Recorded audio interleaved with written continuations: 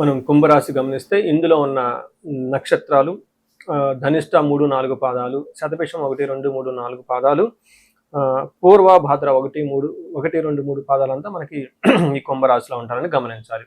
పేరు బలం చూసుకుంటే అందరికీ తెలిసిందే, తెలుగు రాష్ట్రాల్లో బాగా పాపులర్ అయిన పేర్లు మొత్తం చాలా ఎక్కువ మంది ఈ రాశిలో నుంచే వస్తారు. వాళ్ళకి గు, గే, గో, సా, సి, సు, సే, సో, దా అన్న అక్షరాలంతా కూడాను ఈ కుంభరాశిలో ఉంటారని గమనించాలి.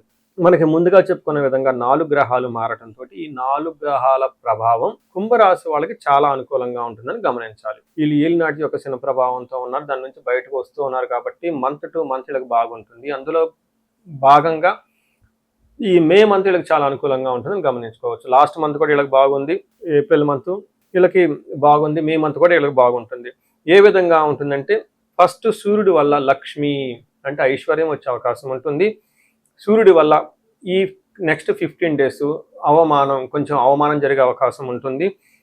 కుజుని వల్ల ధనలాభము, బుధుని వల్ల ధన ప్రాప్తి, శుక్రుడి వల్ల పుత్రుల వల్ల లాభం కలుగుతూ ఉంటుంది. చూసారు కదా, అన్ని గ్రహాలు చాలా అనుకూలంగా ఉన్నాయి. ఒక మంచి టైం అయితే మీరు చక్కగా ఉందని గమనించుకోవాలి. ఫస్ట్ 15 days సూర్యుడి వల్ల యత్న కార్యానుకూలత్వం, మీరు ఏదైనా పని చేస్తే చక్కగా లాభం వస్తుంది, సంతోషంగా ఉంటారు, ఎనర్జెటిక్గా ఉంటుంది, ధనలాభం కూడా ఉంటుంది. నెక్స్ట్ 15 days వచ్చేటప్పటికి కొంచెం ప్రయాణకాలే విఘ్నమాపోతి సౌఖ్యహాని అంటారు.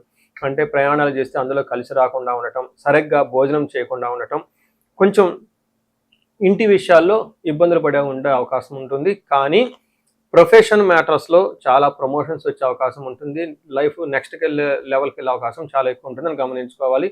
ఇది లాస్ట్ మంత్ కూడా అలానే ఉంటుంది, ఈ మంత్ కూడా అలానే ఉంటుంది. పర్టికులర్గా ప్రమోషన్స్ రావటం, కొత్త జాబ్ రావటం, జాబ్లో జాయిన్ అయ్యే అవకాశం ఎక్కువ ఉంటుంది.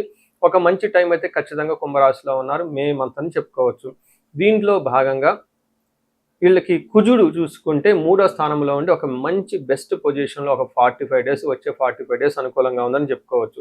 ఏ ప్రకారంగా అంటే మనకు సంస్కృతంలో మహర్షులు ఏం చెప్తారంటే విత్తలాభ సదా ఆరోగ్యం ఇష్టసిద్ధి సుఖావహ వస్త్రలాభో ధన ప్రాప్తి తృతీయ స్థానకే కుజ అంటారు.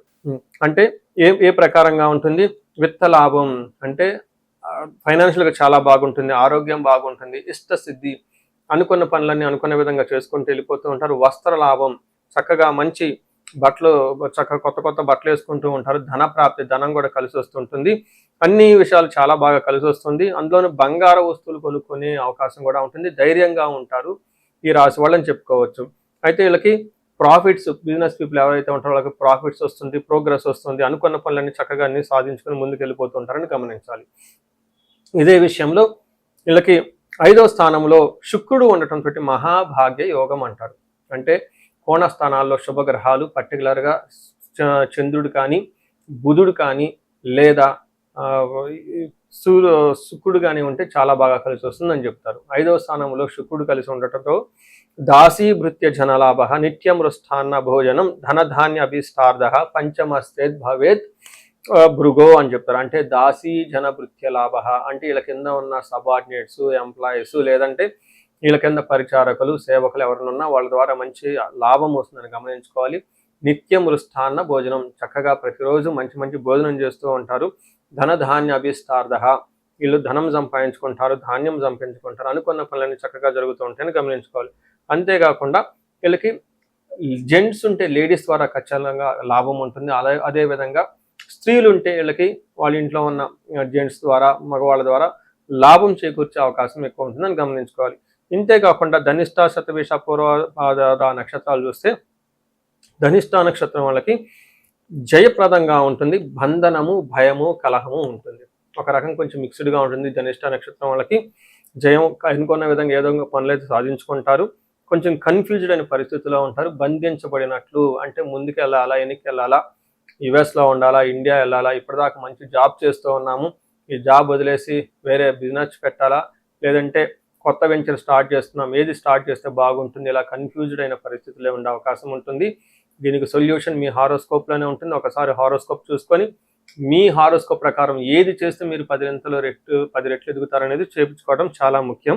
అలానే శతభిష నక్షత్రం వాళ్ళకి జయప్రదంగా ఉంటుంది.